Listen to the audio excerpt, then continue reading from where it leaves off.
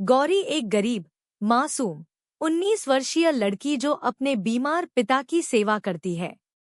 आरव एक रहस्यमय भूत जो 70 साल पहले एक हादसे में मारा गया था।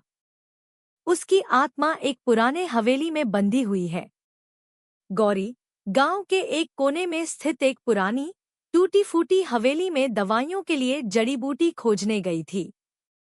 गांव वाले कहते थे कि उस हवेली में भूत है, पर गौरी को डर नहीं लगता था, क्योंकि उसे अपनी बीमार पिता की चिंता ज्यादा थी। गौरी धीरे से बोलती है, बस थोड़ी सी तुलसी और हल्दी मिल जाए, बाबूजी की खांसी रुक जाए।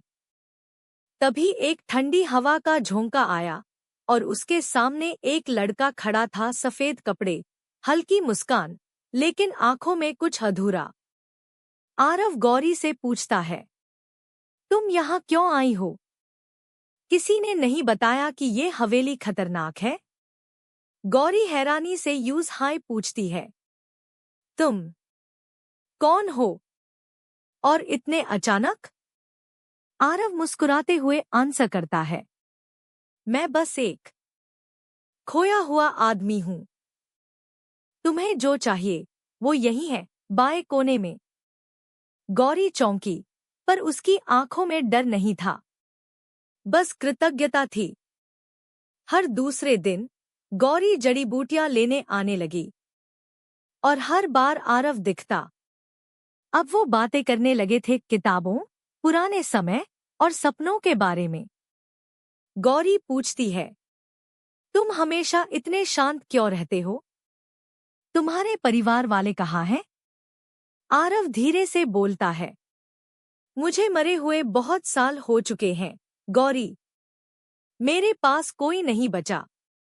गौरी पहले तो चौंकी, फिर उसके चेहरे पर सहानुभूति आ गई। गौरी आरव से कहती है, तो तुम भूत हो, मगर तुम तो इंसानों जैसे लगते हो। आरव हल्की हंसी में बोलने लगता है, काश मैं अब भी इंसान होता। दिन बीतते गए और दोनों को एहसास हुआ कि यह रिश्ता अब सिर्फ दोस्ती नहीं रहा। गौरी कांपती आवाज में आरव से कहती है, मुझे तुम्हारी आदत हो गई है, आरव। तुम चले गए तो मैं क्या करूंगी? आरव इतने में बोलता है, मैं चाहकर भी दूर नहीं जा सकता और न ही तुम्हारे पास पूरी तरह आ सकता हूं। मैं एक अधूरी कहानी हूं, गौरी। गौरी बोलती है, तो मैं तुम्हारी कहानी पूरी कर दूंगी। तुम्हारा साथ मेरा भाग्य है, चाहे तुम इंसान हो या आत्मा। गांव वाले हवेली को तोड़ने का फैसला करते हैं। आरव की आत्मा तब तक बंधी है जब तक कोई उसे पूरी सच्चाई से प्रेम न करे। गौरी ने गांव के सामने खड़े होकर कहा, ये हवेली मेरे जीवन का हिस्सा है। यहाँ सिर्फ साया नहीं, एक दिल भी है जो धड़कना जानता है। गांव वाले रुक गए।